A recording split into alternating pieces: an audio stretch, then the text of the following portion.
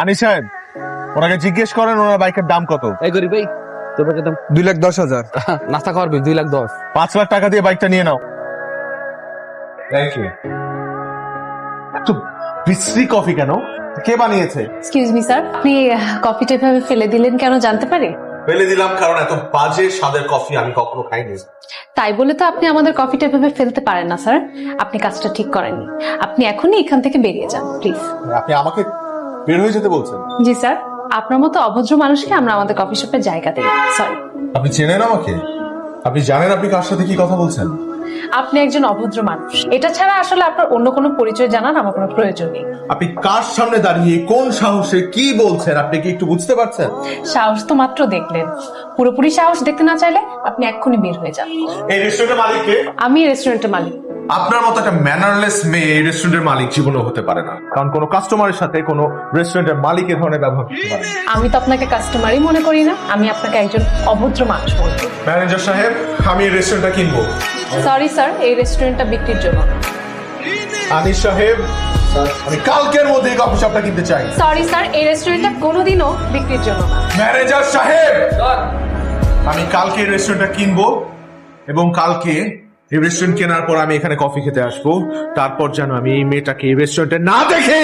Hope to see you soon. আমি এই coffee শপটা কিনতে চাই, সেটা যে কোনো মূল্যেই হোক। মেয়েটার নাম কি? ঘুমবি চঞ্জা। চন্দ্রের সাথে আমার একটা মিটিং সেট করো, অবশ্যই সেটা কফি শপের বাইরে। আমি ওই কফি শপে পা রাখবো তখনই যখন আমি ওই কফি শপটা কিনতে পারবো, এবং কফি শপে ঢুকে সবার আগে আমি প্রত্যেকটা কফির কাপ ভাঙবো। আপনার ম্যাডামকে ডাকুন। সরি স্যার, তন্দ্রা ম্যাডাম বলেছেন ওনার সাথে দেখা করতে হলে আপনাকে ভেতরে যেতে হবে। আমি এই কফি শপ না কেনার আগ পর্যন্ত ভিতরে যাই। তোর মায়ের অবস্থা এখন কেমন? আগের মতোই ঘুমাচ্ছে। স্যার, তন্দ্রা ম্যাডামের বিষয়ে খোঁজ নিয়েছিলাম। Very good. কি পেলে? স্যার, ওনার মা খুবই অসুস্থ, শয্যাশায়ী। ওনার বাবা চাকরি টাকরি নেই, ওনাদের আর্থিক অবস্থা খুবই খারাপ। বিদেশ নিয়ে যেতে হবে, অনেক টাকার প্রয়োজন স্যার। হাই, আপনার জন্য 50 লাখ টাকার একটা চেক এনেছি। নো থ্যাঙ্কস, লাগবে না। আমার কফি শপটা আমি বিক্রি করব না। এত ইগো আপনার?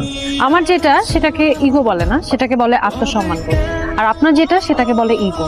বাপের টাকা উড়ান, বাপের টাকা ফুটানি করে। আপনি কি আমার সাথে একটু ভালো করে কথা বলতে পারেন না?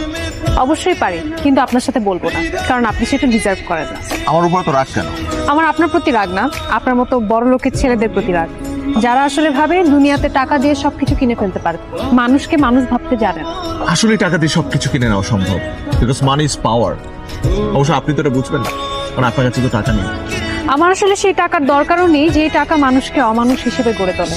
আমি এখন যা আছি খুব ভালো আছি।